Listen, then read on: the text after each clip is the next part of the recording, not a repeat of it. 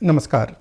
खबरों के इस बुलेटिन तुहाडा स्वागत है। मैं हाँ स्वरनजीत सिंह। पहला पेश ने चोण दीआं खबरां।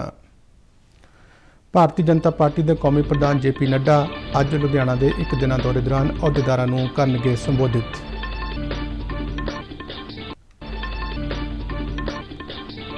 राष्ट्रीय अनुसूचित जाति कमीशन के चेयरमैन विजय सांपला ने दलित वर्ग के लोगों नाल हो रहे धक्के ते चिंता जताई।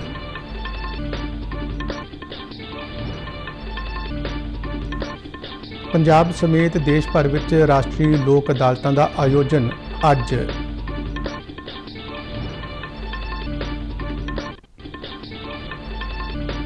भारत विच कोविड महामारी विरुद्ध टीकाकरण मुहिम ने 191 करोड़ 14 लाख टीका खुराकां लगाउण दा अंकड़ा पार कीता। ते हुण खबरां विस्तार नाल। भारतीय जनता पार्टी के कौमी प्रधान JP नड्डा अज लुधियाना का एक दिना दौरा करनगे। ਉਹ इस दौरान चंडीगढ़ रोड ਤੇ पार्टी के अहुदेदारां नाल मीटिंग करन ਤੋਂ इलावा कई होर प्रोग्रामां विच हिस्सा लैणगे। पार्टी के सूबा प्रधान अश्विनी शर्मा ने लुधियाना विच प्रोग्रामां वालियां थावां दा दौरा कीता ते प्रबंधां संबंधी जायजा लिया। उन्होंने दस्सिया कि JP नड्डा मंडल पद्धर के अहुदेदारां नूं संबोधित करनगे, जिस विच तकरीबन 10,000 अहुदेदार मौजूद रहणगे। सुरक्षा संबंधी एक सवाल के जवाब विच अश्विनी शर्मा ने कहा कि यह सारी सूबा सरकार की जिम्मेवारी है। भारतीय जनता पार्टी के राष्ट्रीय जनरल सकत्तर तरन चुग ने कहा कि हिमाचल प्रदेश के धर्मशाला में आयोजित किए गए भाजपा युवा मोर्चा के राष्ट्रीय सिखलाई कैंप में राष्ट्रीय विषयों तो इलावा पकदे मुद्दों पर भी व्यापक चर्चा की जाएगी। 3 दिनों तक चलने वाले इस राष्ट्रीय सिखलाई कैंप का उद्घाटन पार्टी के कौमी प्रधान JP नड्डा वालों कल धर्मशाला में किया गया सी।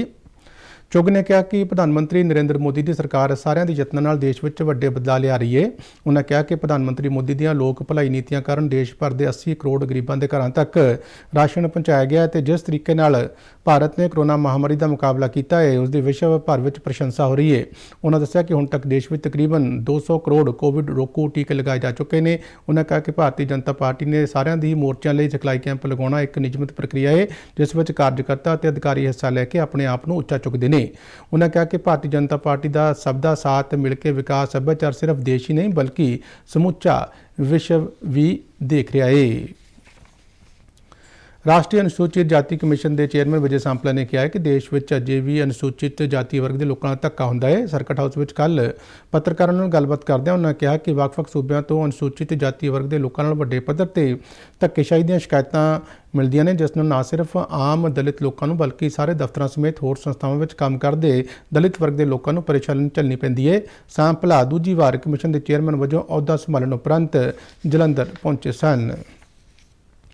लोगों को छेती और सस्ता न्याय दिवाउण लई अज देश भर में राष्ट्रीय लोक अदालतां लगाईਆਂ जा रही ने। इन अदालतों में लोग अपने अदालती मामलों के छेती निपटारे की उम्मीद नाल आउंदे ने। इन लोक अदालतों वालों किए गए फैसलों को किसी भी अदालत में चुनौती नहीं दी जा सकती। लोक अदालतों वालों जिथे लोगों के बैंकों नाल पैसे की वसूली लैके विवादों को आपसी रजामंदी राही हल किया जाता है, उत्थे विआहां अते होर घरेलू मामलों नाल संबंधित विवादों को भी हल किया जाता है। राष्ट्रीय कानूनी सेवा अथार्टी के निर्देश से देश भर में आयोजित की जाने वाली इन्हां लोक अदालतों में लोगों को छेती न्याय मिलण नाल वधेरे राहत मिलती है। केंद्रीय सूचना ते प्रसारण ते युवा ते खेडां बारे मंत्री अनुराग सिंह ठाकुर ने देश के नौजवानों वालों कोरोना महामारी दौरान आई मुसीबत नूं स्टार्टअप्स शुरू करके मौके में बदलण लई प्रशंसा की है। हिमाचल प्रदेश के 3 दिना दौरे दौरान चंबा जिले के चौगान विखे राष्ट्रीय शहरी आजीविका मिशन और युवा प्रोत्साहन से करवाए गए एक प्रोग्राम को संबोधन करदे उन्होंने कहा कि नौजवानों की शक्ति है जिस नाल प्रधानमंत्री नरेंद्र मोदी नवे भारत का निर्माण करना चाहते हैं। ठाकुर ने कहा कि प्रधानमंत्री ने पहले चंबा जिले में एक अभिलाषी जिला लाया होया तो भविख में देश के विकसित जिलों में एक होगा। ठाकुर ने चंबे विचलियां विरासती इमारतों की पछाण करके चंबे में एक विरासती कस्बा बनाने की तजवीज़ भी की तां जो विश्व भर के सैलानियों को आकर्षित किया जा सके तो लोगों की आमदन में वाधा हो सके। उन्होंने चंबे की कला दस्तकारी और सभ्याचार को विश्व पद्धर तक ले जाने का वादा किया। केंद्रीय मंत्री ने चंबा जिले दी सारे 5 विधान सभा हल्कों में इंडोर स्टेडियम बनाने का ऐलान किया और कहा कि हरेक विधान सभा हल्के में जिमनेजियम भी स्थापित किए जाएंगे तां जो नौजवान सिखलाई लैके चंगे खिडारी बन सकन। कोविड महामारी विरुद्ध भारत में शुरू की गई देशव्यापी टीकाकरण मुहिम ने 191 करोड़ 14 लाख टीके दी खुराकां देने का अंकड़ा पार कर लिया है। केंद्रीय सेहत ते परिवार भलाई मंत्रालय ने कहा कि बीते दिन 13,21,000 टीके दी खुराकां दित्तियां गईयां ने।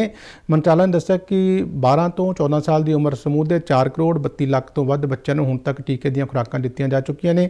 जबकि सेहत देखभाल कर्मचारियों, फ्रंटलाइन वर्करां ते 18 साल उम्र तो वध दे 3 करोड़ 5 ਲੱਖ ਤੋਂ ਵੱਧ ਲੋਕਾਂ ਨੂੰ एहतियात वजों खुराकां दित्तियां जा चुकीਆਂ ਨੇ।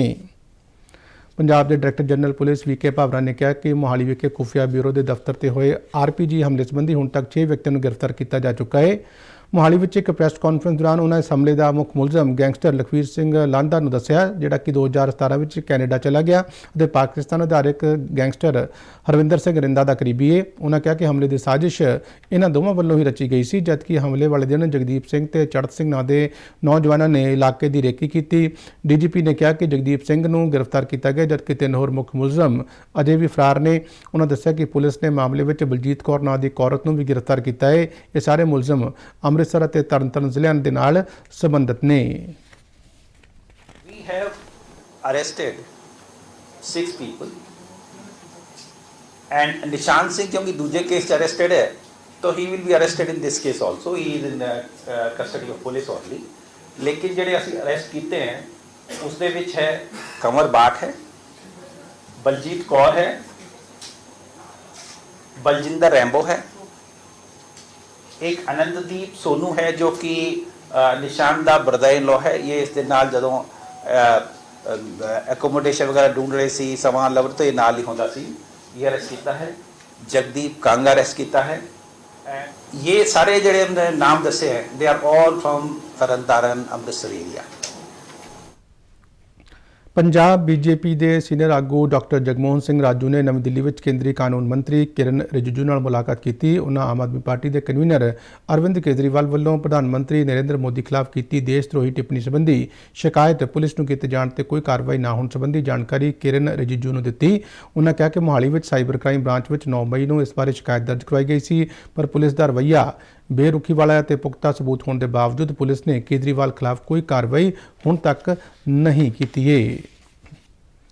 पंजाब में बिजली की मंग लगातार वध रही है। 12 मई को यह मंग 10,495 मैगावाट रही, जी पिछले साल के इसे दिन के मुकाबले 65% वध है।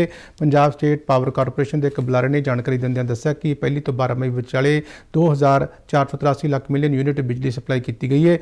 बुलारे ने कहा कि थर्मल प्लांटा में कोयले का स्टाक घट होने के बावजूद बिजली सप्लाई की मंग पूरी की गई है। वधी हुई मंग नूं देखदिआं कारपोरेशन ने खपतकारां नूं बिजली की वरतों संजम नाल करन ते AC का तापमान 26 डिग्री ते रखण की अपील की है। पश्चिमी दिल्ली के मुंडका मैट्रो स्टेशन नेड़े एक 4 मंजिला व्यापारक इमारत में लगी अग में 27 व्यक्तियों की मौत हो गई, जबकि 12 होर जख्मी हो गए हैं। पुलिस के एक बुलारे ने दस्सिया कि अग पहली मंजिल से लगन उपरंत इमारत के दूजे हिस्से में फैल गई। इस इमारत की पहली मंजिल से CCTV ते रूटर बनाने वाली कंपनी का दफ्तर है। पुलिस अनुसार अग लगन तो बाद 60 तो 70 व्यक्तियों को सुरक्षित कढ़ लिया गया है। पुलिस ने दस्सिया कि कंपनी के मालक को गिरफ्तार कर लिया गया है। प्रधानमंत्री नरेंद्र मोदी ने इस हादसे में मारे गए मृतकों के परिवारों नाल डूंघे दुख का इजहार करदिआं हमदर्दी जाहिर की है और मृतकों के वारसां नूं 2-2 लाख रुपए ते जख्मियों नूं 50-50 हज़ार रुपए देने का ऐलान किया है। जम्मू कश्मीर के बांदीपुरा जिले में बीती शाम को हुए एक मुकाबले में सुरक्षा बलों ने 2 अतवादियों को ढेर कर दिता।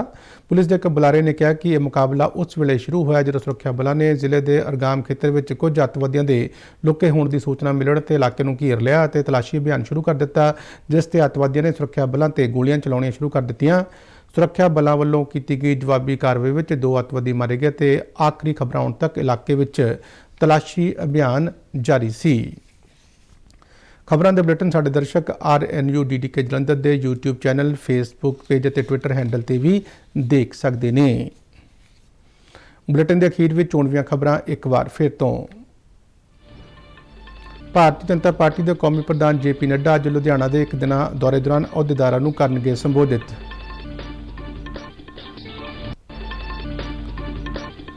राष्ट्रीय अनुसूचित जाति कमीशन के चेयरमैन विजय सांपला ने दलित वर्ग के लोगों नाल हो रहे धक्के ते चिंता जताई।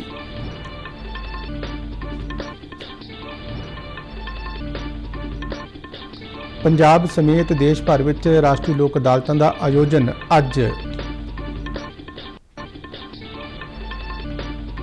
भारत में कोविड महामारी विरुद्ध टीकाकरण मुहिम ने 191 करोड़ 14 लाख टीका खुराकां लगाउण दा अंकड़ा पार किया। इस नाल ही खबरों का यह बुलेटिन खत्म होया। मैं मास्क लगा के स्टूडियो तो बाहर जा रहा, बाहर जान लगे तुसीं भी मास्क लगा के जाओ। नमस्कार।